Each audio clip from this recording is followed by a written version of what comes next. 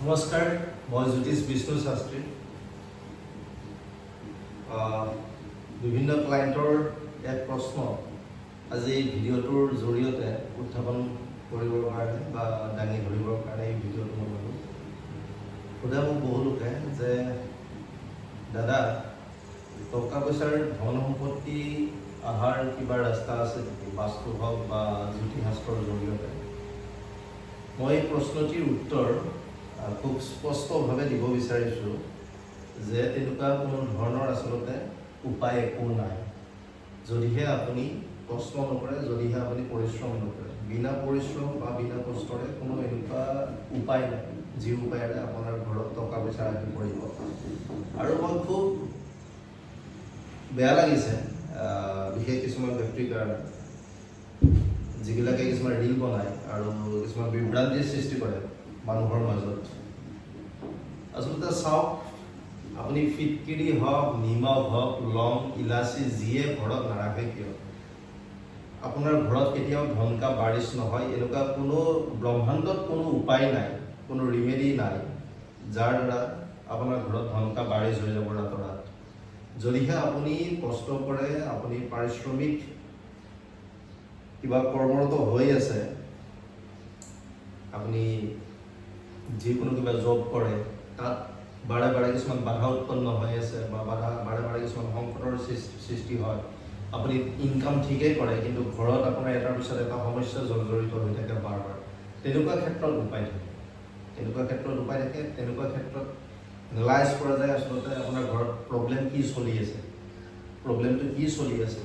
তেনেকুৱা ধৰণৰ আচলতে ইমান ধুনীয়াকৈ সংসাৰ এখন চলি থাকে, হঠাৎ কিছুমান বাধা উৎপন্ন হৈ আহে। গতিকে তেনেকুৱা ক্ষেত্ৰত আচলতে কিছুমান ৰিমেডি থাকে আৰু তাৰ কিছুমান আচলতে কাৰণো থাকে, কাৰক থাকে, বিভিন্ন তাত কথা জড়িত হৈ থাকে। সেইবোৰ আচলতে বাস্তু হওক বা জ্যোতিষশাস্ত্ৰৰ জৰিয়তে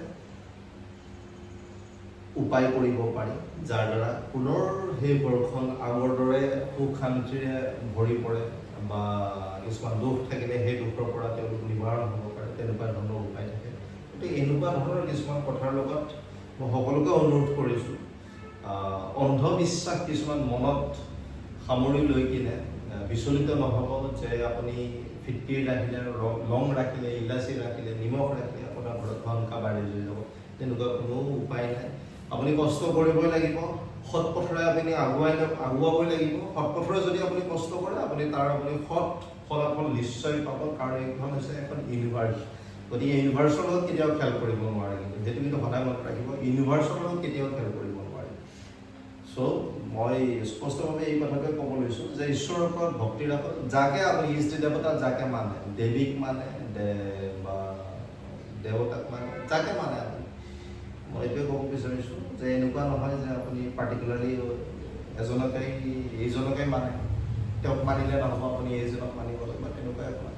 আপুনি যাক মানে, গুৰু আপুনি যাক মানে, তেওঁক খুব শুদ্ধ অন্তৰেৰে তেওঁক পূজা কৰক আৰু যাক ইষ্ট দেৱতা মানে তেওঁৰ আদৰ্শৰ ল'ব চেষ্টা কৰক। তেওঁক যিমান দূৰ পাৰে, তেওঁক যিমানখিনি সম্ভৱ হয় আপোনাৰ দ্বাৰা তেওঁৰ ঘনিষ্ঠ হ'বৰ কাৰণে চেষ্টা কৰক। দেখিব আপোনাৰ ওচৰত তেওঁৰ ব্লেছ অট'মেটিকেলি ডে বাই ডে আহিবলৈ ধৰিব আৰু আপোনাৰ প্ৰগ্ৰেছ হ'বলৈ ধৰিব দিন দিনে। আৰু সদায় পিতৃদেৱক পূজা কৰিব, কুলদেৱ দেৱীক সদায় পূজা কৰিব। তেওঁলোক প্ৰসন্ন থাকিলে ঈশ্বৰে এনেই আপোনাৰ প্ৰসন্ন হ'ব, আপোনাৰ পূজা এনেই ল'ব।